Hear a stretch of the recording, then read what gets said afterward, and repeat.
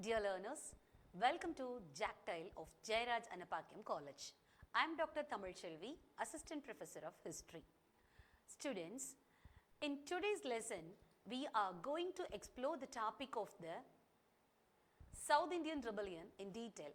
While we generally consider the Indian freedom struggle to have begun with the revolt of 1857, but historians point out that resistance against the British rule had already begun in South India much earlier. The organized expression of these early resistance is what we refer to as the South Indian Rebellion. So this was not a single isolated protest, but a large-scale resistance movement shaped by the political, economic and social factors. The early opposition to the British rule did not remain an isolated incident over time. Instead, they evolved into a coordinated political movement. As a result, the timeline of the South Indian Rebellion and its major phase are clearly defined. So, the South Indian Rebellion was not a single event that occurred in 1 year. It was a prolonged process beginning in the late 18th century and continuing into the early 19th century. Particularly, the event between 1790 and 1801 marked the peak of the rebellion. The resistance led by Veerabadiya Kattabomman, the struggles of Velinachiyar of Sivaganga, and the coordinated revolt by Maruthu brothers were the key stages of this rebellion. To fully understand these events, it is seen to examine the political situation in South India during the 18th century. Because no resistance movement can be understood in isolation from the political context in which it arose.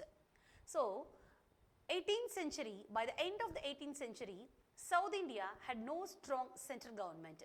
The kingdom of Mysore, the Nawab of Carnatic, the Marathas and many Palekas, local chieftains, exercised their power independently. So this political fragmentation benefited the East India Company, which initially appeared as a helper to local rulers but gradually began to interfere in their political autonomy, establishing political dominance in South India. In this environment of political fragmentation, it is important to understand how South India's administrative system functioned. The Poligar system served as the backbone of the local administration. So let us now explore the nature of this system and its administrative role.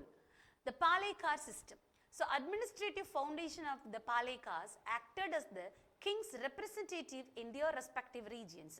They were responsible for collecting taxes, maintaining law and order, and providing military support when required. Because this system was closely linked to the everyday life of the people, Palikars were also respected as the community leaders. So, the British viewed that Palikar system as an obstacle to their control. They began systematically stripping the Palikars of the traditional past. Estates were seized if taxes were not paid on time, and the Palikar armies were disbanded. So these actions deprived them not only the political authority but also social respect, generating strong resentment against the British. So now we are going to see about the economic exploitations and plight of the people. So along with the political reasons, economic exploitations was a key factor in South Indian Rebellion. The East India Company insisted that it takes to be paid in cash only, ignoring natural calamities like the famine or drought. So this caused farmers to fall into debts and lost their lands, forcing many to become laborers. This resulting economic hardships intensified the hatred against the British rule. So, combined causes of the rebellion, when we combine the political and economic factors, the core causes of the South Indian Rebellion become very clear. So, these included the stripping of the Palikar powers, strict and oppressive taxation, land revenue changes, interference in local administrative system, British military dominance. So, these combined factors manifested not just as theories but as practical resistance, with Veerabadiya Kattabomman emerging as the first notable leader. So, now we are going to see about the Veerabadiya Kattabomman. So, who is the Palekar of Panjalam-Kurichi? Refused to comply with the British demands for unfair taxes. His defiance was not just a personal, it directly challenged the East India Company's authority. His courage and self-respect during confrontations with the British officials made him a hero among the people. So this brave stance escalated into the armed conflict, the historical evidence of which is the Battle of Panchalankuruchi. So Battle of Panchalankuruchi and its impact, it is not a single one. In 1799, the Battle of Panchalankuruchi marked a key phase of the rebellion. Although Kattabomman's forces were fewer in number and less equipped than the British, they fought with the determination and courage. Ultimately, the British military prevailed and Kattabomman was executed. However, his death did not end the rebellion. Rather, it strengthened anti-British sentiment and inspired further resistance under new leadership. So now we are going to see about the next leader is Vellore Nachiyar. Okay, so Vellore Nachiyar, the ruler of Sivaganga, who is considered as the first woman in Indian army, Indian history, to wage armed struggle against the British. Even after her husband Muthuvadigan was killed by the British, she intensified the fight.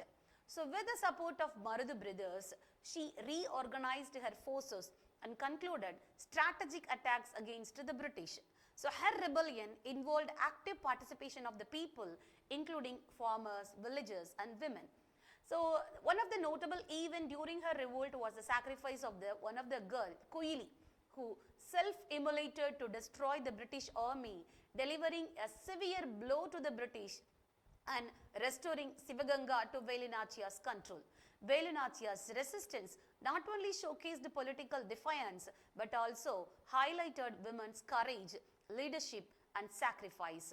So laying the foundation of the later rebellion led by the Marudu brothers. Okay, now the next we are going to see about the Marudu brothers.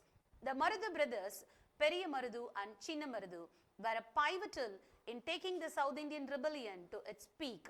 As a high-ranking officials in Sivaganga, they planned and coordinated resistance against the British.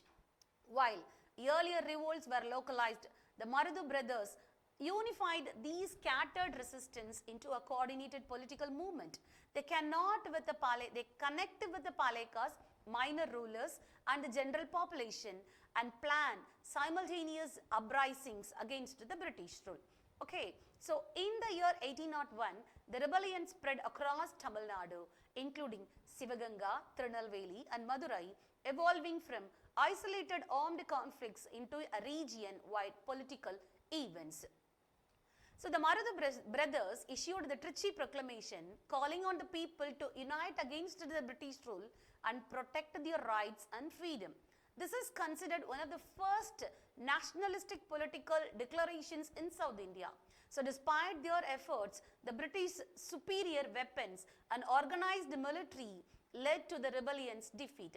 The Marudu brothers were captured and executed in the 1801, temporarily suppressing the rebellion. So these all are the cause of the rebellion. Now we are going to see about what are the main reasons for the failure of the rebellion.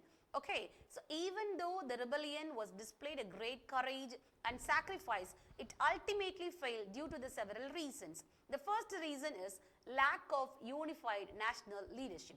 Yes, it's very important. So leaders like Kattabomman, Vellore Nachiyar and Marudu brothers acted independently without a central authority to coordinate their efforts. And then the second reason is inferior weaponry. That is, the rebels mostly had swords, spears and traditional weapons, while the British had the firearms and trained soldiers. And the third reason is organized British military. The British army was a well-trained, disciplined and well-resourced, enabling prolonged campaigns. The fourth reason is support of some local rulers for the British. Certain minor rulers collaborated with the British for their own benefit, weakening the rebellion. And the fifth reason is communication changes. So lack of fast communications delayed coordinations between the different regions. And then the sixth reason is insufficient resources for the prolonged struggle. So rebels lacked funds, foods and weapons limiting their ability to sustain long-term resistance. So despite these setbacks, the historical significance of the rebellion remained intact. So historical significance after the rebellion. After the rebellion, the Poligar system was completely abolished, and the East India Company, revenue collection, law enforcement and military authority in South India, local rulers lost much of their traditional power, enabling the British, to control the potential future resistance. Historically, the South Indian Rebellion is considered the first coordinated political resistance against the British rule. It transcended individual revolts and laid the foundation for widespread political oppression. So this rebellion also served as the precursor to the 1857 revolt, instilling political awareness, public participation and local leadership that later shaped the Indian freedom movement. So the sacrifices of the leaders like Veerabandiya Kattabomman, Velu Nachiyar and the Marudhu brothers inspired future generation and demonstrated the role of women and local leadership in resistance. So, in conclusion, although the South Indian Rebellion did not succeed in overthrowing the British rule, it holds a significant place in the Indian history. It demonstrated that Indians could not stand against the British, and the courage and the sacrifices of the leaders like Kattabomman, Velu Nachiyar and Marudhu brothers represented the earliest expressions of the Indian national consciousness. With that, we come to the end of the revolution of the South Indian Rebellion. Thank you for watching. Thank you.